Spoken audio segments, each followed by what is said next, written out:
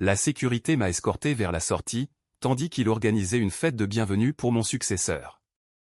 Elle va réparer vos bêtises, m'a dit mon patron, avec un sourire. 48 heures plus tard, mon successeur a accédé à mes fichiers de projet. Ils n'ont jamais su que j'avais. Elle m'a appelé 19 fois. Je n'ai jamais répondu. Une pluie froide battait mon visage, tandis que Roy, un agent de sécurité qui me connaissait depuis 3 ans, me tenait par le coude, pour me guider vers la sortie. J'avais l'impression d'être escorté hors d'une prison de haute sécurité. Et non de cet immeuble de bureau, où j'avais passé les plus belles années de ma vie. À travers les grandes vitres de la salle de pause, au 2e étage, je pouvais apercevoir la lueur chaleureuse des lumières de la fête. Des ballons colorés flottaient contre le plafond, et des flûtes en cristal étaient levées, pour porter un toast. Le point central de cette célébration était Chloé Miller, une jeune femme de 29 ans, fraîchement diplômée d'un master à Stanford, portant un blazer sur mesure qui transpirait l'ambition corporative. Elle riait, entourée par les membres du conseil d'administration eux-mêmes. Ceux-là même qui avaient ignoré mes emails, pendant les 6 derniers mois. J'ai croisé le regard de Julian Thorne, le vice-président de 56 ans, qui était mon patron depuis le jour où j'avais signé mon contrat. Il a levé son verre vert. La foule m'a regardé d'en haut, à travers la vitre striée de pluie, et a articulé 4 mots, que j'ai pu lire parfaitement, elle répara vos bêtises. Sous le bras, je serrais un unique carton, déjà détrempé par l'averse, contenant mon mug à effigie de chat, quelques photos de famille, et 3 années de travail acharné.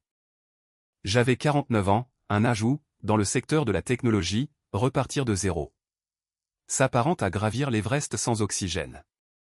Pendant 1095 jours, j'avais vécu et respiré pour le système de gestion de la circulation de la ville.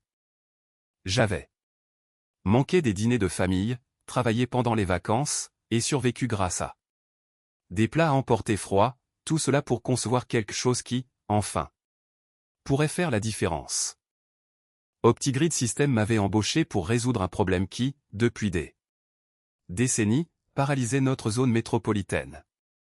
À mon arrivée, les temps d'intervention des secours atteignaient des sommets historiques, et les embouteillages de la ville coûtaient des millions, chaque mois, aux entreprises locales. Je ne me suis pas contenté d'écrire du code. J'ai passé des mois, assis sur le siège passager des ambulances, à discuter avec les répartiteurs, et à cartographier le flux psychologique du comportement des usagers. J'ai développé un logiciel propriétaire, appelé le Dynamic Grid Engine. Ce n'était pas un simple ensemble de règles statiques. C'était un écosystème adaptatif, organique, qui modifiait les intervalles de temps en fonction des données en direct, des conditions météorologiques, et même des calendriers d'événements locaux. C'était magnifique, et cela fonctionnait, mais les structures d'entreprise ne valorisent pas le génie, elles valorisent le contrôle. Il y a 30 jours, Julian a lancé sa campagne d'efficacité. Du jour au lendemain, il a licencié toute mon équipe de soutien technique, composée de 12 personnes. Ils n'ont reçu ni lettre d'avertissement, ni période de transition. Un matin, leurs badges ont simplement cessé de fonctionner. Je me suis battu pour eux, en citant la loi Warren, sous le paragraphe 2101 du titre 29 du Code des États-Unis, qui exige un préavis écrit de 60 jours en cas de licenciement collectif. D'un geste de la main méprisant, Julian m'a répondu que les détails juridiques dépassaient mon niveau de salaire, et que nous externalisions pour réduire les coûts. Je ne me rendais pas compte, à ce moment-là, qu'il préparait le terrain pour Chloé. Elle avait passé les 3 derniers mois comme consultante, hochant la tête pendant les réunions, et suggérant que mon architecture sur mesure était inutilement complexe. Un cadre standardisé traditionnel ne serait-il pas plus évolutif? Demandait-elle lors des présentations, tout en affichant des diapositives colorées, remplies de mots à la mode, mais totalement vides de substance. Pratique. Julian adorait ces diapositives. Elles avaient du sens pour lui. Contrairement à mes équations complexes, et à mes modèles de dynamique D. Fluide. À peine 30 minutes avant que Roy ne m'escorte dehors, Julien m'avait convoqué dans son bureau. Il ne m'a pas regardé dans les yeux. Il a simplement fait glisser un carton vide sur son bureau en acajou, en marmonnant quelque chose à propos de la recherche de méthodologies alternatives. Il a ajouté que le conseil d'administration souhaitait que quelqu'un, avec des approches plus conventionnelles, dirige la phase finale d'implémentation. Je n'ai pas crié, et je n'ai pas supplié. J'ai simplement emballé mes quelques affaires, en silence, ressentant un engourdissement glacial s'installer au fond de ma poitrine. 3 années de ma vie, balayées lors d'une réunion de 5 minutes. Roy évitait mon regard, tandis que je chargeais le carton détrempé, sur le siège passager de ma berline de 10 ans. Et m'a bredouillé qu'il ne faisait que suivre le protocole de l'entreprise, et je lui ai répondu que je comprenais. Personne ne voulait risquer son emploi, dans cette conjoncture économique. Je me suis assis dans ma voiture au ralenti, observant les essuie-glaces balayer le pare-brise, tout en fixant la fenêtre de la salle de pause. La fête battait son plein. Chloé menait la danse, gesticulant devant un écran qui montrait probablement l'une de ses maquettes, épurée mais vide. Il pensait avoir acheté la poule aux œufs d'or, mais il ne comprenait pas que la poule ne pondait que parce que c'était moi qui la nourrissais. Le dynamique Grid Engine n'était pas un logiciel prêt à l'emploi.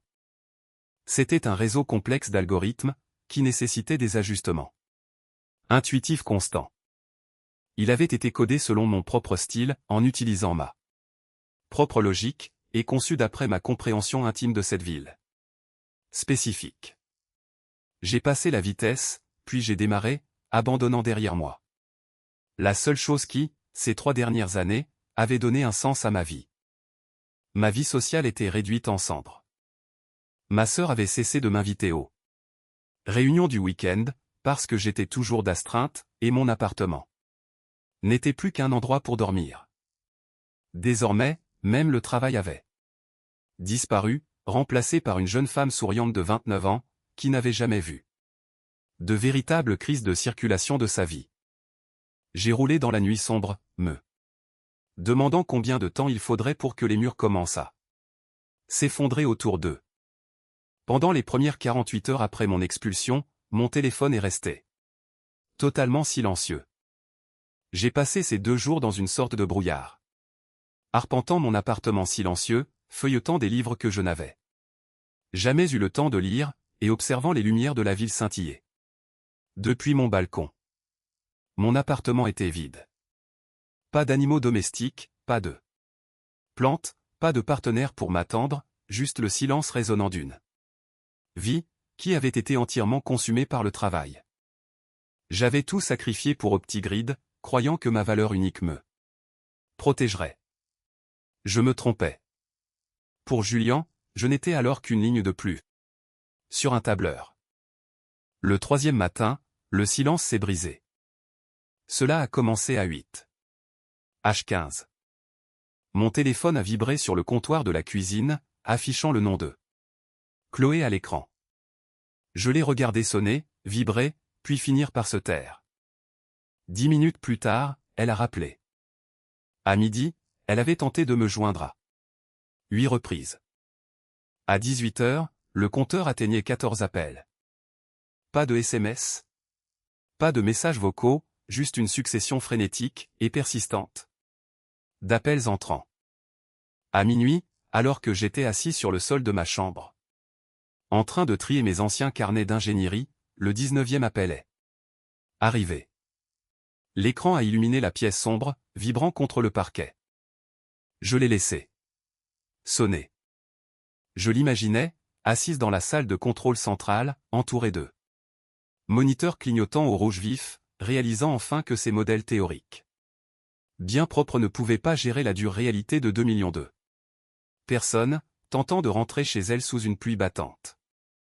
J'ai dormi profondément cette nuit-là, pour la première fois depuis des mois. Le lendemain matin, j'ai reçu un appel de Maya Ward, la jeune ingénieure de 27 ans, qui avait survécu au licenciement parce qu'elle ne touchait qu'une fraction de mon salaire. J'ai hésité, puis j'ai décroché. Sa voix était basse et tremblante. Gavin, a-t-elle chuchoté, tout est en train de s'effondrer. Tout le cadran nord s'est bloqué hier après-midi. L'embouteillage était tel que les ambulances ne pouvaient plus passer par les artères principales. Ils ont dû envoyer des hélicoptères d'urgence pour 3 incidents médicaux distincts. Chloé continue d'essayer de réinitialiser le système en utilisant des paramètres de manuel standard, mais chaque réinitialisation ne fait qu'aggraver la congestion. Julien perd la tête, et le bureau du maire a déjà appelé 2 fois. J'ai gardé un ton neutre, refusant de laisser transparaître mes émotions. Cela ressemble à une phase d'intégration difficile, Maya. C'est un désastre. Gavin, a-t-elle répondu, la voix brisée. La ville menace de nous poursuivre. Pour rupture de contrat. Ils veulent annuler l'accord de 12 000 $. Julien va rejeter la faute sur toi. Il est déjà en train de dire au conseil d'administration que tu as laissé des contournements non documentés, pour saboter le lancement. J'ai souri, dans le calme de ma cuisine. Je n'ai rien saboté du tout, Maya. Le code est propre, mais Chloé ne comprend pas comment les secteurs interagissent entre eux. Elle cherche des règles statiques là où, au contraire, n'existe qu'un équilibre adaptatif. À peine 2 heures après l'appel de Maya, on a sonné à ma porte. J'ai ouvert. Et j'ai trouvé Julien debout sur mon paillasson. Le dirigeant élégant et arrogant, qui avait porté un toast à ma remplaçante, avait disparu. Ses cheveux argentés étaient ébouriffés, sa cravate de prix était desserrée, et des cernes violettes marquaient ses yeux injectés de sang. Il a tenté d'esquisser un sourire chaleureux et amical, mais cela ressemblait plutôt à une grimace. Gavin, a-t-il dit, d'une voix enrouée, est-ce que je peux entrer? Nous devons discuter de quelques problèmes techniques concernant l'implémentation. Je me suis appuyé contre le cadre de la porte, lui barrant l'accès. Je ne travaille plus pour OptiGrid, Julien. Tu l'as rendu très clair, quand tu as demandé à Roy de m'escorter à travers le parking, devant tout le personnel. Il a grincé des dents, jetant un regard vers le couloir. C'était une nécessité administrative, un malentendu. Écoute, la ville traverse une grave crise de circulation. Nous sommes prêts à te reprendre comme consultant indépendant. Nous te paierons le triple de ton ancien salaire. Cela représente 495 000 $ sur un contrat d'1 an. Nous avons juste besoin que tu stabilises le système. J'ai regardé cet homme, qui avait jeté mes 3 années de travail aux ordures, comme de simples déchets. Je vais devoir passer mon tour, Julien. Gavin, sois raisonnable, a-t-il sifflé, sa colère désespérée perçant sous son masque de politesse. Des vies sont en jeu. Des véhicules d'urgence sont bloqués. C'est bien plus important que ton ego blessé. Elles ont toujours été en jeu, Julien, ai-je répondu calmement. C'est pour cela que j'ai travaillé 70 heures par semaine, pendant 3 ans. C'est pour cela que j'ai manqué le mariage de ma sœur, il y a 2 ans. Restant assis dans mon bureau pour optimiser les voies d'urgence. Tu ne te souciais pas de ces vies, lorsque tu as supprimé mon équipe de soutien pour gonfler tes bénéfices trimestriels. Julien s'est approché, le visage rouge de colère. Si tu ne nous aides pas, je veillerai à ce que le conseil d'administration te mette sur liste noire. Tu n'obtiendras plus jamais le moindre contrat d'ingénierie dans cet état. J'ai ri, un rire sonore dans le couloir silencieux. Fais donc, Julien. Va dire au conseil d'administration que tu as licencié l'architecte principal d'un projet municipal de 12 millions de $, sans avoir prévu de plan de transition. Dis-leur comment tu as violé la loi Warren, en licenciant 12 ingénieurs du jour au lendemain, ce qui rend les accords d'indemnité de départ que nous avons signé légalement annulable. Et pendant que tu y es, dis-leur que si Chloé tente de modifier le code de mon logiciel propriétaire, elle commet une violation fédérale du droit d'auteur, en vertu de l'article 106 du titre 17 du Code des États-Unis. Le logiciel a fait l'objet d'une licence accordée à OptiGrid, il ne lui appartient pas, et les termes de la licence stipulent explicitement que toute modification non autorisée, par un personnel non agréé, entraîne la résiliation du contrat. Julien est resté figé, le visage blême alors que la réalité juridique s'imposait à lui. Passe une bonne journée, Julien, ai-je dit, avant de refermer la porte. J'ai passé l'après-midi à me promener au centre-ville, pour constater de mes propres yeux ce qu'il était advenu de ma création. C'était douloureux à regarder. La ville que j'avais étudiée pendant 3 ans était en train de s'asphyxier. Les feux de circulation changeaient selon des séquences bizarres et absurdes, passant au vert pour des rues vides, tout en laissant des voies bondées bloquées. Pendant de longues minutes, les bus restaient immobiles. Les usagers arpentaient les trottoirs avec frustration, et les klaxons retentissaient dans un concert de colère ininterrompue. Près de l'hôtel de ville, un reporter d'une chaîne locale se tenait devant la caméra, désignant du geste l'embouteillage géant derrière lui. Il parlait du 5e jour de la crise de la circulation, rapportant que les temps d'intervention des secours avaient augmenté de 40% et que 2 accidents mortels s'étaient déjà produits, parce que les ambulances ne parvenaient pas à franchir les carrefours encombrés. Je suis rentré dans mon appartement, l'estomac noué par l'angoisse. Je détestais Julien, et je voulais voir OptiGrid s'effondrer. Mais les personnes à bord de ces ambulances ne méritaient pas de payer le prix de l'arrogance d'une entreprise. Mon téléphone a vibré sur la table basse. C'était un SMS d'un numéro inconnu. Il disait, s'il vous plaît, faites-le pour la ville. Café Lumina, 16. H00. Mère Sarah.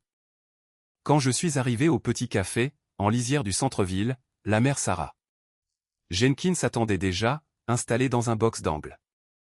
À 51 ans, elle dirigeait la ville depuis 4 ans, mais elle semblait avoir vieilli d'une décennie au cours de la semaine écoulée. Les rides profondes de l'épuisement, sur son visage, étaient flagrantes lorsqu'elle s'est levée pour me serrer la main. « Merci d'être venu, Gavin », a-t-elle dit, en m'invitant à m'asseoir. « Je n'ai pas encore accepté de vous aider », lui ai-je rappelé, alors que le serveur apportait 2 tasses de café noir. « Je sais », a-t-elle répondu, en prenant une lente gorgée, « mais vous êtes là, ce qui me prouve que vous vous en souciez. Encore. Vous avez conçu un système qui devait sauver des vies, Gavin. Aujourd'hui, OptiGrid parle d'abandonner l'ensemble du projet, pour revenir à l'ancien système de circulation obsolète. Ce serait une tragédie pour notre ville. Je me suis adossé à la banquette. Ils ne l'ont pas abandonné, Madame la maire. Ils m'ont licencié, m'ont fait escorté vers la sortie par la sécurité, et ont organisé une fête de bienvenue pour ma remplaçante, alors même que mes fichiers personnels étaient encore en train de s'afficher sur son écran. Sarah Jenkins m'a fixé, les yeux écarquillés par la surprise. Licencié? Julien Thorne m'a affirmé que vous aviez démissionné, pour poursuivre d'autres opportunités dans le secteur privé. Il a dit qu'ils avaient transféré le projet à une équipe hautement qualifiée, dirigée par une diplômée de Stanford, afin d'assurer un déploiement plus fluide. J'ai ri, d'un ton sec et amer. Il voulait quelqu'un qu'il pouvait contrôler. Chloé Miller est une consultante intelligente, certes, mais elle ne comprend pas comment fonctionne le logiciel. Ce n'est pas un programme standard. C'est une architecture adaptative. Elle essaie de forcer des algorithmes traditionnels sur un système organique. C'est comme essayer de dresser un cheval sauvage, avec un manuel de bicyclette. La mère a posé sa tasse de café avec un bruit sec. Cela explique pourquoi la situation se détériore d'heure en heure. Julien est complètement dépassé, et il ment au conseil municipal. La ville est prête à résilier notre contrat avec OptiGrid, mais nous ne pouvons pas nous permettre de perdre le logiciel. Existe-t-il un moyen de le faire fonctionner sans eux? C'est là que la structure juridique intervient, ai-je dit, en me penchant en avant. Quand j'ai concédé la licence du logiciel à OptiGrid pour le projet de la ville, je l'ai fait dans le cadre d'un contrat de développement propriétaire. En vertu de l'article 106 du titre 17 du Code des États-Unis, j'ai conservé les droits d'auteur sous-jacents. Le contrat entre la ville et OptiGrid comporte une clause d'exécution spécifique. Selon la section 14 de ce contrat, si l'entrepreneur principal ne parvient pas à fournir une infrastructure fonctionnelle pendant plus de 48 heures, cela constitue un manquement grave, donnant à la ville le droit de résilier le contrat immédiatement et de récupérer tous les acomptes versés. Le regard de la mère s'est aiguisé. Nous leur avons déjà versé $3000 d'acompte. Pouvons-nous les récupérer? Oui, ai-je répondu. S'ils ont commis un manquement grave, vous pouvez récupérer ces $3000 et mettre fin à leur licence. Dès lors que leur licence est résiliée, ils n'ont plus le droit d'exécuter, ni de modifier le logiciel. Cependant, la ville dispose d'une clause d'urgence distincte, qui vous permet de contracter directement avec l'auteur original de la technologie, afin de maintenir la sécurité publique. Cet auteur, c'est moi. Vous pouvez m'engager directement, comme consultant municipal indépendant, en contournant totalement OptiGrid. Sarah Jenkins m'a observé pendant un long moment, un lent sourire remplaçant son expression fatiguée. Vous avez bien réfléchi à tout cela, Gavin. J'ai eu beaucoup de temps libre, ces 4 derniers jours, ai-je dit, mais j'ai des conditions. Si j'accepte, je veux un contrôle créatif total. Mon nom doit figurer sur tous les brevets, les livres blancs, et la documentation officielle de la ville. Je ne tolérerai pas qu'un autre dirigeant s'attribue le mérite de mes algorithmes. Et surtout, je choisis ma propre équipe. Je veux réembaucher les ingénieurs que Julian a licenciés le mois dernier, et je veux que Maya Ward soit à leur tête. La mère n'a pas hésité une seconde. C'est d'accord. Notre équipe juridique rédigera le contrat d'urgence ce soir. Nous notifierons à OptiGrid son manquement grave demain matin, à 9 heures. Alors que je sortais du café, l'air frais de la soirée m'a revigoré. Pour la première fois depuis des jours, le poids lourd qui me serrait la poitrine avait disparu. Je ne me contentais pas de sauver la ville. J'allais démanteler tout l'empire de Julian Thorne, en utilisant précisément les lois qu'il avait tenté d'ignorer. Ce soir-là, alors que je préparais mes notes pour le lendemain, mon téléphone a de nouveau sonné. C'était Chloé. J'ai répondu à la dernière sonnerie, curieux d'entendre ce qu'elle avait à dire, maintenant que la ville était complètement paralysée. Gavin. Sa voix était serrée, mince, et dépouillée de cette assurance d'entreprise qu'elle portait habituellement comme une armure. Nous devons nous voir. Nous devons parler de l'architecture du système. Nous parlons en ce moment même. Chloé, ai-je répondu, en me rasseyant dans mon fauteuil. Je sais ce que vous avez fait, a-t-elle dit, essayant de prendre un ton accusateur, mais sa voix manquait de conviction. Les protocoles manquants, les contournements non documentés, les noms de variables volontairement trompeurs. Dans les fichiers de base. Vous m'avez piégé, pour que j'échoue. J'ai ri, un véritable amusement m'envahissant. Est-ce vraiment ce que tu penses, Chloé? Que j'avais d'une manière ou d'une autre prévu que Julian me licencierait, et que j'aurais passé 3 ans à écrire du mauvais code, juste pour t'embêter? La documentation est méticuleuse. Elle compte plus de 400 pages de références d'API détaillées. Tu ne comprends tout simplement pas ce que tu lis, parce que tu n'as jamais rien construit dans le monde réel. Il y a eu un long, et pesant, silence à l'autre bout du fil. Quand elle a repris la parole, sa voix s'était faite beaucoup plus petite. J'ai besoin de votre Aide, Gavin. Le système est en train de lâcher, et je ne sais pas comment. Arrêtez cette réaction en chaîne. Ces quelques mots ont dû coûter très cher à sa fierté. J'ai pris une lente inspiration, repensant à la façon dont elle avait souri, lorsque Julien avait porté un toast à sa réussite pour me remplacer. Je vais te rencontrer, ai-je dit. Mais pas au bureau. Retrouve-moi à la bibliothèque publique, l'antenne principale, dans la salle d'études du 3e étage, demain matin à 10 heures. Et n'apporte ni ordinateur portable, ni tablette. Juste toi, et un bloc-notes. Lorsque je suis entré dans la salle d'études le lendemain matin, Chloé était déjà là. Elle ressemblait à un fantôme. Ses cheveux étaient tirés en arrière de façon stricte, ses yeux étaient injectés de sang, et elle avait de profonds cernes sombres sous les paupières.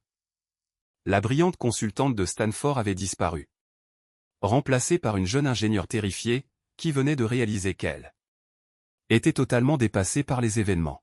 « Merci d'être venu », a-t-elle chuchoté, alors que je m'asseyais en face d'elle.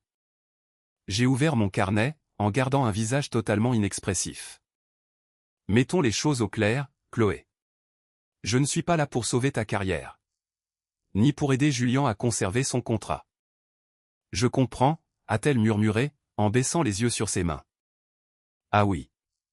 Ai-je demandé. Tu as pris mon travail. Tu étais là, debout, tout sourire.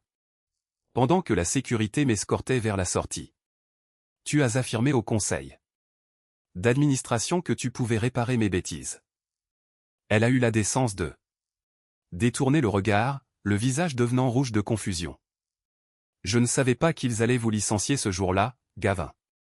Julien m'a dit que c'était une transition planifiée.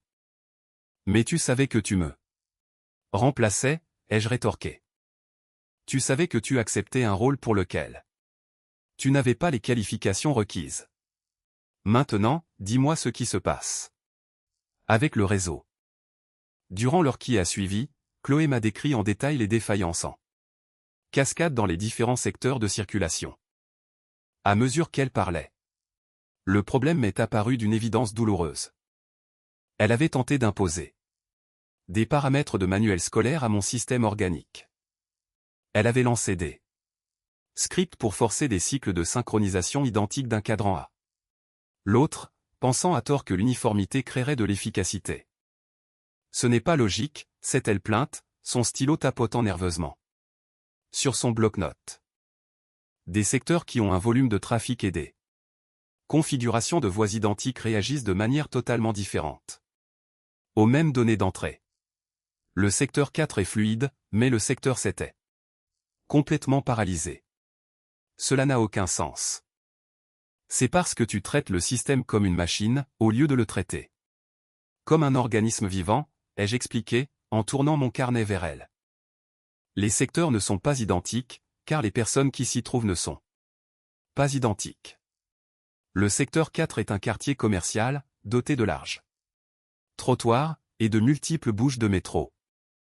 Le secteur 7 possède des trottoirs étroits, ce qui signifie que les piétons s'agglutinent au passage clouté. Quand il pleut, ces piétons créent des retards bien spécifiques, car ils s'entassent sous les auvents des magasins, bloquant ainsi les voies de virage à droite. Mon programme mesure ces variables environnementales subtiles, et ajuste le timing de manière dynamique. Tu as effacé ces paramètres pour mettre en œuvre tes modèles standardisés. Chloé a fixé mes diagrammes, la bouche entr'ouverte. Comment peut-on systématiser la psychologie des usagers? On ne le fait pas, ai-je répondu. On conçoit un moteur adaptatif, qui apprend des modèles historiques et s'ajuste en temps réel. Il ne s'agit pas de règles statiques, mais de relations. Vos approches conventionnelles échouent, car elles sont trop rigides pour un monde chaotique. Elle a levé les yeux vers moi, l'arrogance ayant totalement disparu de son regard. Pouvez-vous le réparer? Je le peux, ai-je dit. Mais cela aura un coût. Que voulez-vous? De l'argent? Je ne veux pas de l'argent de Julien, ai-je répliqué. Je veux la vérité. Avant que j'écrive une seule ligne de code, je veux que le conseil d'administration comprenne exactement ce qui s'est passé. Je veux que tu te présentes devant eux, et que tu leur expliques pourquoi le système a échoué sous ta direction. Je veux une responsabilité totale. Chloé s'est pris le visage dans les mains. Julien ne permettra jamais cela. Il s'apprête déjà à dire au conseil que ton code était fondamentalement défectueux dès le départ. Il va te rejeter la faute pour toute cette crise. Dans ce cas, la ville restera paralysée, ai-je dit, en refermant mon carnet. Et en me levant. Et Julien pourra expliquer au conseil municipal pourquoi il résilie le contrat de 12 000 $. Attendez, a-t-elle lancé, la voix tremblante, tout en tendant la main à travers la table. Et si je leur disais moi-même, lors de la réunion d'urgence du conseil, demain matin? Si je leur dis la vérité, est-ce que vous nous aiderez? Je me suis arrêté près de la porte, me retournant vers elle. Si tu dis la vérité, Chloé, je veillerai à ce que la ville reparte de l'avant. Mais tu dois faire un choix, entre les mensonges de Julien, et ta propre intégrité professionnelle. Je garderai un œil sur la situation. Le lendemain matin, je me suis habillé avec un soin extrême. J'ai enfilé mon plus beau costume gris anthracite, celui-là même que j'avais porté pour le mariage de ma sœur, 2 ans plus tôt, et j'ai ciré mes chaussures jusqu'à ce qu'elles brillent. Cette réunion n'était pas une question de code, c'était une question de pouvoir, et je tenais à en avoir l'allure. À 9h45 précise, j'ai franchi les portes vitrées du siège d'Optigrid. Le hall d'accueil était calme, mais l'atmosphère semblait lourde de tension. J'ai pris l'ascenseur jusqu'à l'étage de la direction, et je me suis dirigé directement vers la salle d'attente, située devant la salle du conseil principal. À travers les parois vitrées de la salle de conférence, je pouvais voir Julien debout, en bout de table. Il projetait des graphiques montrant des lignes rouges s'effondrant, tout en gesticulant de manière frénétique. Chloé était assise à sa droite, fixant son bloc-notes, les épaules tendues. À 10 h 00 pile, la réunion a commencé. J'observais la scène à travers la vitre. Julien a pris la parole en premier, ses lèvres bougeant selon des schémas familiers, et bien répétés. Je devinais qu'il préparait le terrain, afin de rejeter la faute de toute cette crise municipale sur mes méthodes expérimentales. Puis, après 15 minutes de réunion, Chloé s'est levée. Elle n'a pas regardé Julien. Elle a fixé directement le président du conseil d'administration, et a commencé à parler. J'ai vu le visage de Julien passer de l'assurance à la surprise, puis à un rouge de colère intense. Il a tenté de l'interrompre, en frappant du poing sur la table, mais le président a levé la main pour lui imposer le silence. Chloé a continué à parler, désignant les diapositives qu'elle avait préparées. Elle leur disait la vérité. Elle expliquait que le code était parfait, et que l'échec était entièrement dû à ses propres tentatives d'imposer des algorithmes traditionnels sur un système adaptatif. Elle admettait ses propres limites.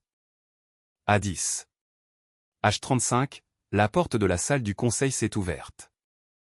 Un agent de sécurité est sorti, et m'a regardé. Gavin Vance, le conseil d'administration aimerait que vous vous joigniez à eux. Je me suis levé, j'ai lissé ma veste, puis j'ai pénétré dans la pièce. Un silence de plomb s'est abattu sur la longue table.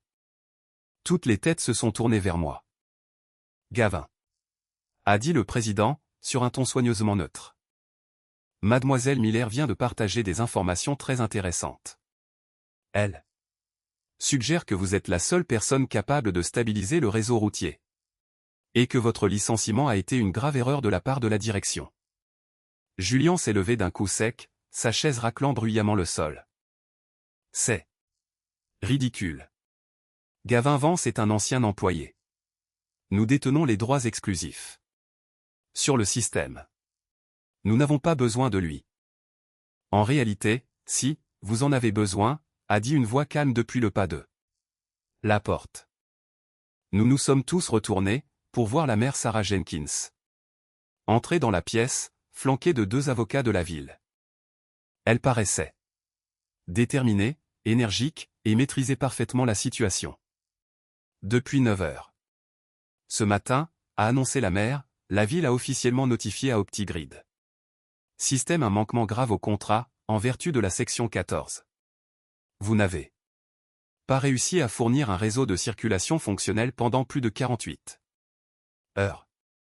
Nous résilions immédiatement notre contrat de 12 millions de dollars. De plus, nous récupérons les 3 millions de dollars d'acompte que nous vous avons déjà versés. Le visage de Julian est devenu livide. Vous ne pouvez pas faire cela, madame la mère. La licence du logiciel est propriétaire. La licence du logiciel est en effet propriétaire, a répliqué l'avocat de la ville, en s'avançant d'un pas. Mais selon les termes de l'accord, la licence dépend de la capacité d'OptiGrid à assurer une maintenance fonctionnelle. En tentant de modifier le code sans le consentement de son auteur, vous avez violé les termes de la licence, rendant ainsi l'accord nul et non avenu. La ville a exercé ses pouvoirs d'urgence, afin de contracter directement avec Gavin Vance, en tant que consultant indépendant. J'ai jeté un regard à Julian, qui semblait sur le point de faire une crise cardiaque. Mon système sera pleinement opérationnel d'ici 72 heures, ai-je déclaré, en gardant une voix ferme. Mais il sera géré par ma nouvelle entreprise, et je réembauche Maya Ward, ainsi que les 12 ingénieurs que tu as licenciés le mois dernier, pour le faire fonctionner. Ils bénéficieront d'une augmentation de salaire de 20%, financée par les 3 millions de dollars que vous allez restituer à la ville. Julian s'est effondré sur sa chaise, complètement brisé. La véritable vengeance ne s'est pas jouée dans cette salle de conseil. Elle a eu lieu 48 heures plus tard, alors que j'étais assis dans le centre de contrôle municipal de la ville, entouré de mon ancienne équipe. Nous avons rechargé les paramètres adaptatifs d'origine, dans le Dynamic Grid Engine. Silencieusement, élégamment, les alertes rouges sur les moniteurs sont passées au vert. Les embouteillages ont fondu. La circulation s'est fluidifiée, s'écoulant comme de l'eau, et les temps d'intervention des secours sont redescendus à des niveaux historiquement bas. La ville respirait à nouveau. Un mois plus tard, je marchais en centre-ville, me rendant à une réunion avec la maire. En passant devant le siège d'OptiGrid, j'ai remarqué des cartons de déménagement empilés dans le hall d'entrée. L'entreprise avait déposé le bilan. Après avoir perdu le contrat de la ville, et s'être vu contraindre de restituer les acomptes. À travers les portes vitrées, j'ai aperçu Julian, debout près de la réception, tenant un unique carton dans les bras. Nos regards se sont croisés. Je n'ai pas souri, et je n'ai pas jubilé. J'ai simplement fait un léger signe de tête, je me suis détourné, et j'ai continué à marcher vers l'hôtel de ville, où mon équipe m'attendait. Car la vraie vengeance ne consiste pas à détruire vos ennemis. Elle consiste à bâtir quelque chose de tellement supérieur, qu'ils en deviennent totalement insignifiants. Si vous avez déjà été sous-estimé, écarté, ou remplacé par quelqu'un qui ne comprenait pas votre valeur, alors vous savez à quel point cette victoire est savoureuse. Laissez un commentaire, pour partager votre propre histoire de rédemption professionnelle. Aimez cette vidéo, si vous croyez en la nécessité de défendre votre travail, et abonnez-vous, pour écouter d'autres récits de triomphe face à la toxicité du monde de l'entreprise. Le jeu n'est jamais terminé, tant que vous n'en avez pas décidé ainsi.